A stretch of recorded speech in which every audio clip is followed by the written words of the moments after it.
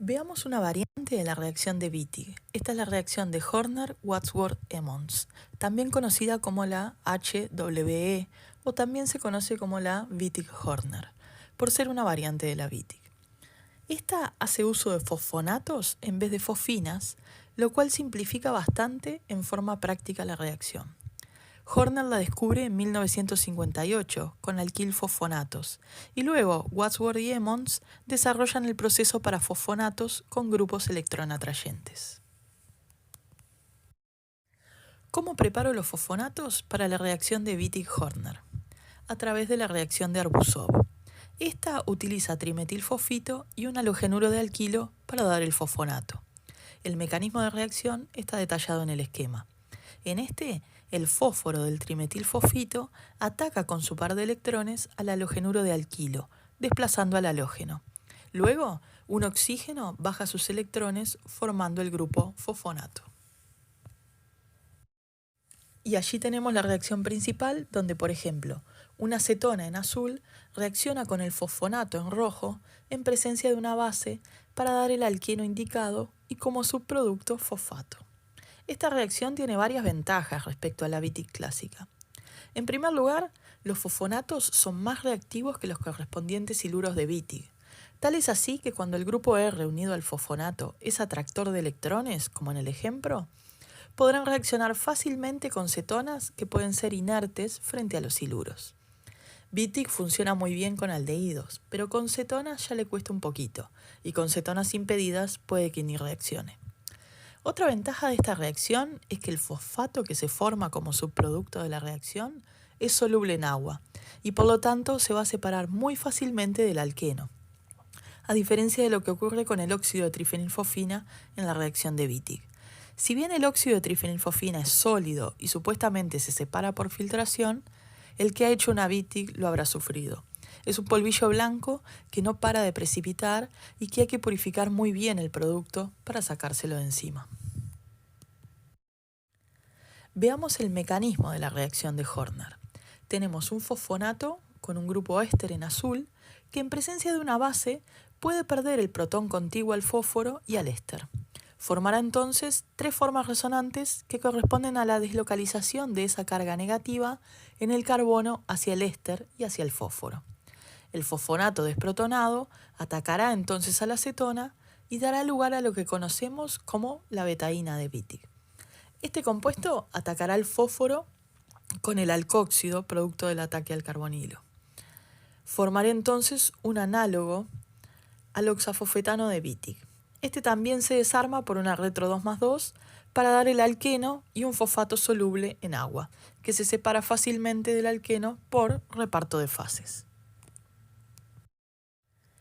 Esta separación de fases corresponde al workup de la reacción. Una vez terminada la reacción, tengo la mezcla de reacción violeta con el alqueno azul y el fosfato rojo en cierto disolvente orgánico que tiene que ser insoluble con agua. Voy a agregar a la mezcla de reacción a un embudo o bola de decantación, que es ese embudo con llave y tapa que tengo en el dibujo. Voy a agregar agua también a ese embudo de decantación y sucederá igual que cuando mezclo agua con aceite. Al ser inmiscibles, quedan separados en dos capas o fases. La forma globular del embudo me permitirá agitar el embudo para que las fases entren en contacto para lo que se denomina la extracción y el reparto y se puedan separar las fases con facilidad.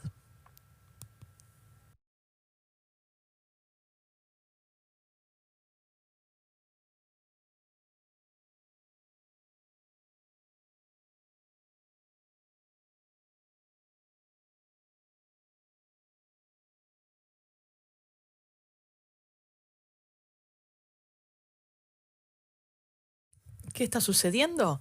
Al agitar y entrar en contacto las dos fases, lo similar disuelve a lo similar, por lo que la fase acuosa, marcada en rojo, se llevará el fosfato soluble en agua, y la fase orgánica, marcada en azul, se llevará al alqueno.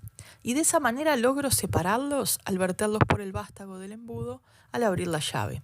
De esa manera me saco de encima de manera práctica los subproductos de reacción que quedan en la fase acuosa para quedarme con el alqueno.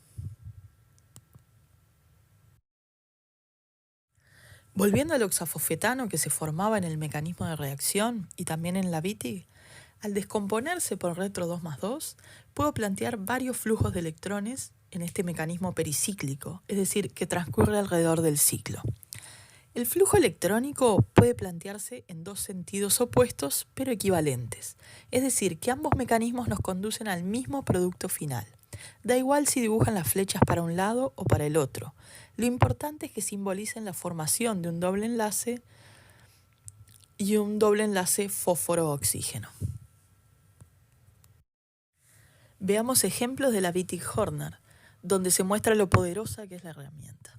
Es un excelente método para preparar ésteres alfa-beta insaturados, como vemos en el esquema, donde el doble enlace formado corresponderá a los carbonos alfa y beta si es que utilizo fosfonatos con grupos electrón atrayentes. Por ejemplo, con un fosfonato con un grupo éster y ciclohexanona en presencia de una base como butil-litio para sacar el protón contiguo al fósforo y formar lo que será el equivalente al iluro, puedo formar el alqueno que se indica. En este caso no hay cis o trans, ya que la cetona es simétrica. Esta reacción va a tener gran preferencia por el producto trans o E, ya que los fosfonatos están muy estabilizados por resonancia. En el ejemplo tenemos un fosfonato estabilizado por un grupo éster que en presencia de un aldehído y de la base adecuada me darán lugar al alqueno trans. Noten cómo se usó etóxido de sodio en etanol como base, ya que tenía un éster en el fosfonato que se quiere conservar en el producto final. Aquí tenemos algunos ejercicios de la Horner. Si prestamos atención, veremos que en todos los casos estoy utilizando fosfonatos con grupos electrón atrayentes, por lo que los productos deben ser alquenos con geometría E. Veamos el primer ejemplo, donde el fosfonato, en presencia de una base como hidruro de sodio, es capaz de formar la especie reactiva con tres formas resonantes por deslocalización de la carga negativa sobre el carbono hacia el éster y hacia el fósforo. Esta especie reactiva atacará a la acetona para dar al símil betaína. Esta, a partir del alcóxido formado, atacará al fósforo para formar el oxafosfetano. El oxafosfetano luego se descompone en el alqueno y fosfato. Formamos el alqueno E por la estabilización del fosfonato. En el ejemplo 3 tenemos un fosfonato estabilizado con tres formas resonantes al desprotonarse con hidruro.